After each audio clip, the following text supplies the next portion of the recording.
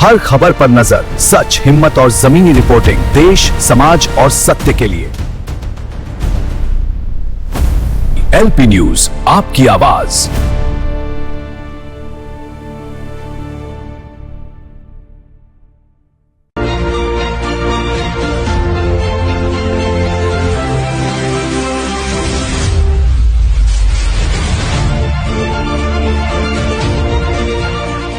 नमस्कार, मैं हूं सोनेंद्र ठाकुर। आपका स्वागत है लोकतंत्र प्रहरी के 8 PM न्यूज में, जहां हम देखेंगे दुर्ग जिले समेत प्रदेश एवं देश विदेश की कुछ प्रमुख खबरें। आइए खबरों का सिलसिला शुरू कर लेते हैं दुर्ग जिले की खबरों से। भिलाई के सुपेला संडे मार्केट में नगर पालिका निगम भिलाई और पुलिस बल ने संयुक्त रूप से अतिक्रमण हटाने की कार्रवाई शुरू की। घड़ी चौक से गदा चौक तक सड़क किनारे किए गए अवैध कब्जों को हटाकर मार्ग को पूरी तरह से क्लियर कर दिया गया। पिछले 3 सप्ताह से जारी इस अभियान का मकसद यातायात व्यवस्था को दुरुस्त करना और आम लोगों को राहत देना है। नगर पुलिस अधीक्षक छावनी के नेतृत्व में भारी पुलिस बल मौके पर तैनात रहा। कार्रवाई शांतिपूर्ण रही, कहीं से भी विरोध की कोई स्थिति सामने नहीं आई। प्रशासन ने साफ संदेश दिया है कि नियम तोड़ने वालों पर आगे भी कार्रवाई जारी रहेगी। भिलाई स्थित स्वामी विवेकानंद तकनीकी विश्वविद्यालय में PhD शोधार्थियों की लाखों रुपयों की फीस से जुड़ा बड़ा वित्तीय घोटाला सामने आया है। आरोप है कि कुछ पूर्व अधिकारियों की मिलीभगत से शोधार्थियों की फीस तो वसूली गई, लेकिन वह राशि विद्यालय के मुख्य बैंक खाते में जमा नहीं की गई। शोधार्थियों को आधिकारिक जैसी दिखने वाली फर्जी रसीद दी गई। 2022 से 2025 के बीच हुई इस अनियमितता का खुलासा रिकॉर्ड मिलान के दौरान हुआ। मामले के सामने आते ही विश्वविद्यालय प्रबंधन ने जांच समिति गठित कर दी है, जो 1 सप्ताह में रिपोर्ट सौंपेगी। साथ ही अब सभी प्रकार की फीस केवल ऑनलाइन या UPI के माध्यम से जमा कराने के निर्देश जारी किए गए हैं।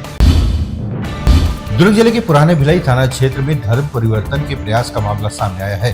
पदम नगर चरोदा निवासी रुक्मणी पांडे ने पुलिस में शिकायत दर्ज कराई कि 2 महिलाएं उनके घर पहुंची और ईसाई धर्म अपनाने पर बीमारी ठीक होने, इलाज और आर्थिक सहायता का लालच दिया।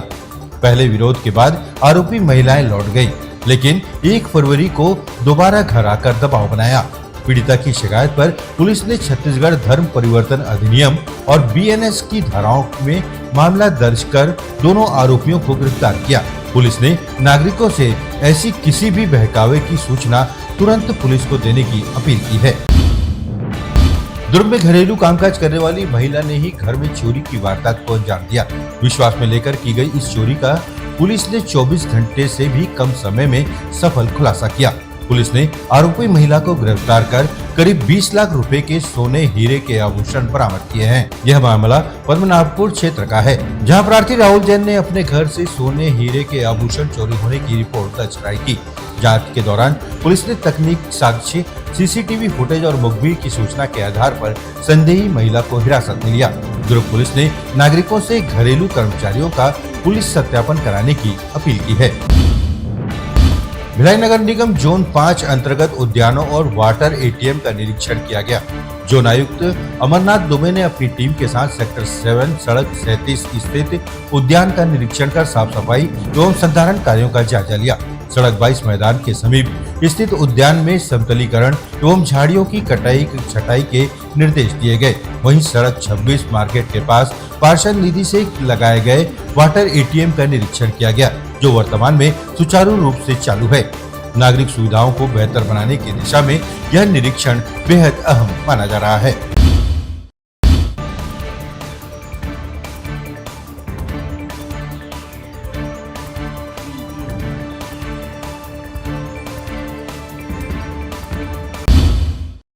आइए अब नजर डालते हैं प्रदेश की खबरों पर।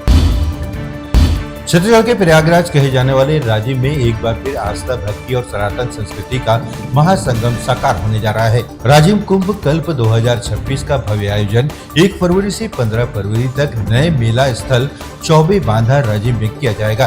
त्रिवेणी संगम पर महाआरती, शाही स्नान, संत महात्माओं का दिव्य समागम और प्रतिदिन सांस्कृतिक कार्यक्रम इस कुंभ की विशेष पहचान होंगे।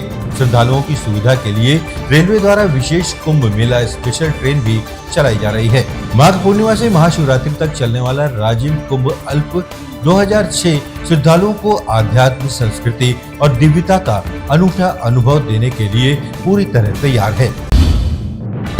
अबुझमाड़ की पावन धरती से शांति और विश्वास का ऐतिहासिक संदेश देते हुए अबुझमाड़ पीस ऑफ मैराथन 2026 का भव्य आयोजन किया गया। मुख्यमंत्री विष्णुदेव साय ने नारायणपुर में मैराथन को हरी झंडी दिखाकर रवाना किया और स्वयं भी सांकेतिक दौड़ में शामिल हुए। 21 किलोमीटर लंबी इस मैराथन में देश विदेश से आए 10,000 से अधिक धावकों, 60,000 से ज्यादा विदेशी प्रतिभागियों और आत्मसमर्पित माओवादी युवाओं ने भाग लिया। यह आयोजन बस्तर के बदलते स्वरूप, शांति, सद्भाव और विकास की नई तस्वीर पेश करता है। बिलासपुर जिले के मनियारी नदी के तट पर बसे ऐतिहासिक ताला गांव में चल रहे ताला महोत्सव का दूसरा दिन खास रहा, जब उप मुख्यमंत्री अरुण साव ने सांस्कृतिक कार्यक्रमों का विधिवत शुभारंभ किया। उप मुख्यमंत्री अरुण साव ने कार्यक्रम का शुभारंभ करते हुए कहा कि देवरानी जेठानी मंदिर और रुद्र शिव की अद्वितीय प्रतिमा ने पूरे छत्तीसगढ़ को वैश्विक पहचान दिलाई है। इस दौरान उन्होंने ताला की ऐतिहासिक, धार्मिक और सांस्कृतिक विरासत के साथ साथ क्षेत्र में हो रहे विकास की जानकारी साझा की। रंगारंग सांस्कृतिक प्रस्तुतियों ने महोत्सव को यादगार बना दिया।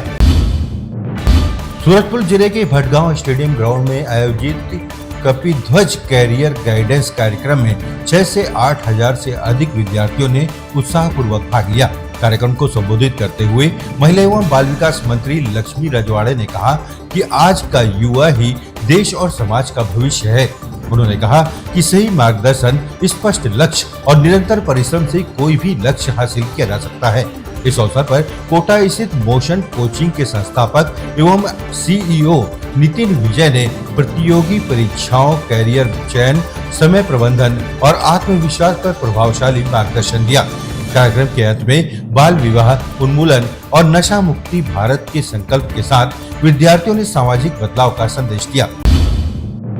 लगातार 2 रातों में जांजगीर चांपा जिले में अलग अलग इलाकों में 5 वारदातों को अंजाम देने वाले गिरोह पर पुलिस ने बड़ी कार्रवाई की है। पुलिस पहले इस गिरोह के 7 बदमाशों को गिरफ्तार कर चुकी थी। गिरोह का 8वां सदस्य और मास्टरमाइंड रामनाथ आज सुबह पुलिस घेराबंदी तोड़कर भागने की कोशिश कर रहा था। भागते वक्त आरोपी ने देसी कट्टे से पुलिस पर फायरिंग की, जिसके जवाब में पुलिस ने आत्मरक्षा में गोली चलाई। मुठभेड़ में रामनाथ के पैर में गोली लगी, जिसके बाद उसे गिरफ्तार कर अस्पताल भेजा गया। यह पूरा मामला शिवरी नारायण और पामगढ़ थाना क्षेत्र का है।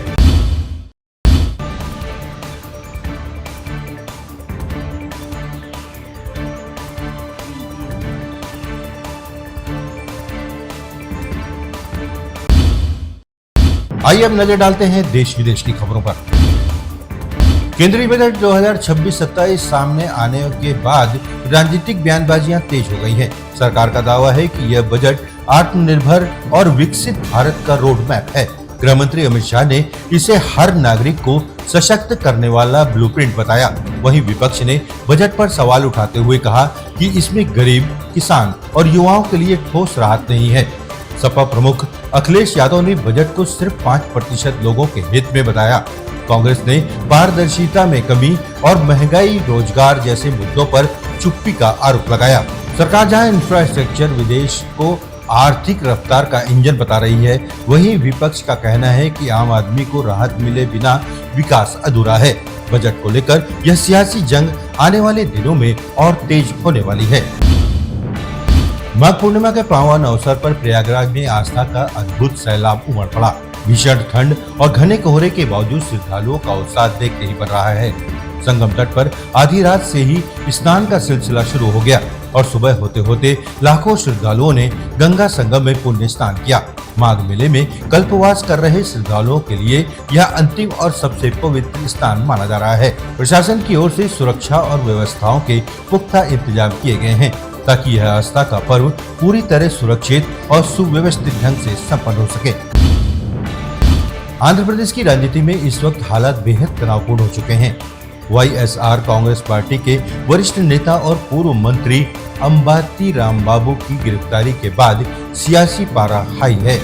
मुख्यमंत्री चंद्रबाबू नायडू के खिलाफ कथित आपत्तिजनक टिप्पणी से शुरू हुआ विवाद अब हिंसा, तोड़फोड़ और आमने सामने की सियासत में बदल गया है। पुलिस के मुताबिक अंबाती रामबाबू पर एक सब इंस्पेक्टर से बदसलूकी और सरकारी काम में बाधा डालने का आरोप है।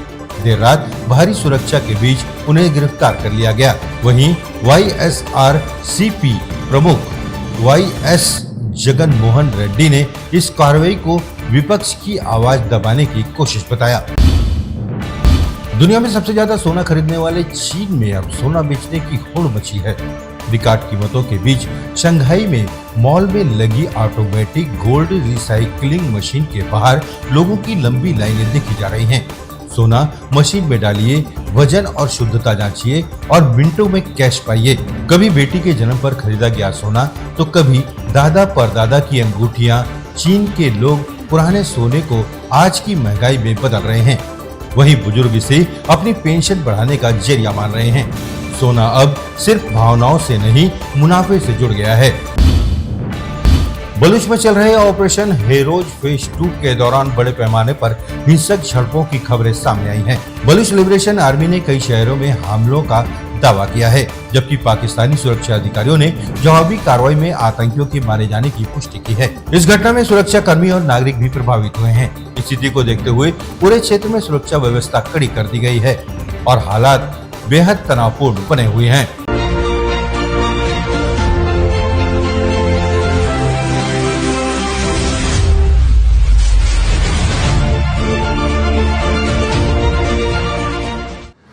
This program is sponsored by SR Hospital and Research Center.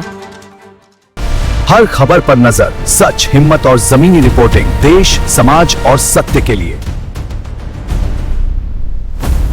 LP news, आपकी आवाज।